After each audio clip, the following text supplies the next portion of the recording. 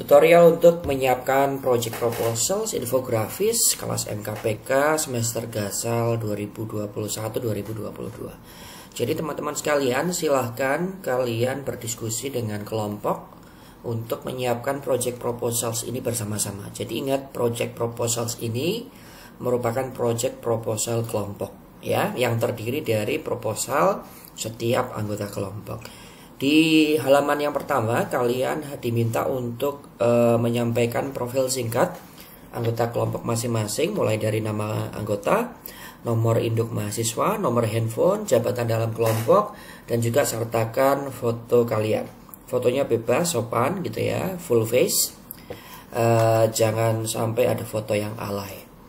Kemudian di halaman selanjutnya, di bagian B, setiap mahasiswa harus menyiapkan sinopsis konsep infografisnya. Jadi sinopsis konsep infografis ini merupakan modifikasi dari video yang sudah kalian tonton di pertemuan kedua. Silahkan memberikan informasi nama mahasiswa, nomor induk mahasiswa, dan nomor handphonenya. Kemudian di setiap proposal mahasiswa ini silahkan disampaikan siapa target pembacanya. Jadi ketika kalian mau membuat infografis, kalian harus sudah menetapkan siapa yang mau baca. Apakah itu sesama mahasiswa FEB ya, bisa satu jurusan atau beda jurusan, atau mahasiswa dari fakultas lain, atau mungkin kalian menunjukkan infografis ini untuk pejabat publik daerah maupun nasional, atau kepada dosen UAD yang lain, atau siapapun yang menurut kalian perlu untuk melihat infografis kalian. Jadi tentukan saja satu ya. Semakin spesifik maka semakin mudah nanti kalian untuk menyusun infografisnya. Kemudian yang kedua, silahkan pilih topik utama yang dipilih. Jadi topik utama merupakan topik globalnya, topik besarnya. Misalnya dalam hal ini saya akan memilih topik dampak COVID-19 terhadap pariwisata di 4 daerah terpilih ya. 4 daerah ini terserah ya, kita akan mengambil yang mana. Tapi yang jelas kalian harus punya dasar yang sangat kuat. Kenapa 4 daerah itu yang dipilih, atau 5 daerah, atau 6 daerah, dan seterusnya. Oke, jadi tidak hanya berdasarkan saya pengen daerah Jogja, Bali, Semarang, dan seterusnya. Tidak, jadi kalian harus punya alasan logis. Misalnya, kalau saya memilih 4 daerah, misalnya daerah istimewa Yogyakarta, Bali, kemudian DKI Jakarta, dan juga Bandung. Kenapa saya pilih 4 itu? Karena ternyata setelah saya pelajari statistiknya, 4 daerah itu menyumbang katakanlah 40% dari total wisatawan domestik atau wisatawan mancanegara. Nah, itu baru kalian bisa pilih. So, topik utama yang dipilih harus punya dasar yang kuat. Atau boleh misalnya ini menjadi isu nasional ya, ketika kalian baca di koran, di media misalnya, atau kalian nonton ya analisis pengamat ekonomi misalnya di TV ya, kalian boleh menggunakan hal itu. Maka dari itu kalian harus melakukan riset yang sangat mendalam, atau riset yang sangat teliti begitu, untuk menyimpulkan bahwa saya ingin memilih suatu topik utama tertentu.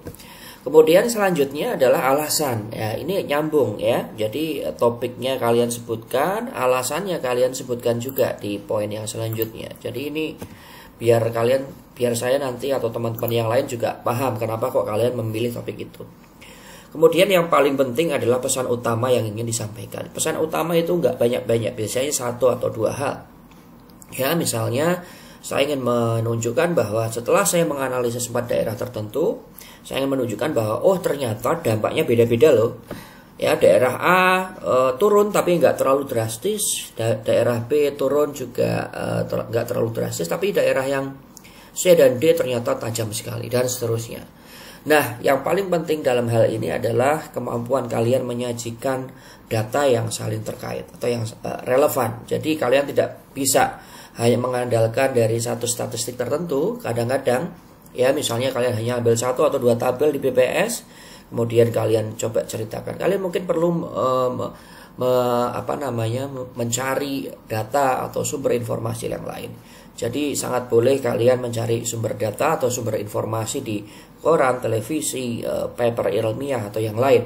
Yang penting adalah pesan utamanya itu didukung dengan riset yang baik. Kemudian selanjutnya adalah apa kontribusi yang ingin kalian berikan ya melalui infografis tersebut dalam konteks pengambilan keputusan tertentu, baik itu keputusan publik maupun keputusan pribadi-pribadi atau perusahaan. Jadi misalnya setelah kalian mengkaji dampak COVID-19 terhadap industri pariwisata di 4 wilayah misalnya, kalian bisa menyarankan kepada pemerintah misalnya untuk meningkatkan atau mendorong wisatawan untuk bisa misalnya berwisata secara bundling misalnya ya, 2 hari di Bandung, 2 hari di Bali, 2 hari di Jogja misalnya ya. Kalian akan mendorong itu dan kemudian bisa katakanlah menyarankan untuk membuat insentif-insentif tertentu sehingga berwisata tidak punya plan ya. Jadi semua daerah nanti bisa dikunjungi di Indonesia. Itu misalnya. Jadi kalian bebas mengeksplor apa sih kontribusi yang bisa kalian berikan kepada pembaca. Kemudian selanjutnya yang tidak kalah penting adalah kalian harus menemukan dulu statistik ya atau informasi yang menjadi sumber referensi kalian. Jadi harus jelas data statistiknya itu data statistik tentang apa, variabel yang akan digunakan apa. Ya, misalnya saya ambil di BPS ya, tingkat penghunian kamar pada hotel bintang menurut provinsi dari tahun 2004 sampai 2019. Nah, variabel yang saya ambil tinggal dipilih yang relevan ya. Kemudian selanjutnya adalah teknik statistik dan visualisasi ya. Ini juga penting dijelaskan. Misalnya kalian dapat data, kemudian kalian ingin menghitung rata-ratanya, itu kan statistik. Atau kalian ingin membandingkan, kalau itu berupa time series, kalian bisa ambil kapan titik tertinggi, peak season, kapan low season, dan seterusnya. Bisa juga menggunakan pie chart, bisa juga menampilkan tren, dan seterusnya, dan seterusnya. Itu yang dimaksud dalam hal ini. Kemudian selanjutnya sumber data ini juga penting. Jadi data yang kalian gunakan harus dicantumkan sumbernya ya. Kemudian spesifikasi dari infografis juga harus disebutkan. Semuanya standar. Jadi infografis kalian harus bisa dicetak di kertas A4 ya. Boleh landscape, boleh portrait. Yang penting kertasnya A4. Kemudian selanjutnya kalian harus menyampaikan sistematikanya. Apabila kalian bermaksud untuk membuat 2 halaman infografis, ya maka kalian harus menyajikan di halaman pertama apa yang mau kalian ceritakan, kemudian di halaman kedua apa yang mau kalian ceritakan. Terakhir kalian harus menyertakan yang namanya timeline kelompok. Ya, timeline kelompok ini tolong disepakati dengan kawan-kawan di dalam satu kelompok. Yang penting yang harus kalian perhatikan adalah proposal kelompok ini harus dikumpulkan pada saat UTS ya. Bobotnya 15% dari total nilai kalian. Jadi kalau satu kelompok misalnya terlambat mengumpulkan proposal ini, maka seluruh anggota kelompok tidak akan mendapatkan nilai untuk tugas kelompok yang pertama ini. Demikian, semoga bisa diikuti dan selamat bekerja. Kalian punya waktu yang cukup untuk menyiapkan ini semua. Semoga berhasil.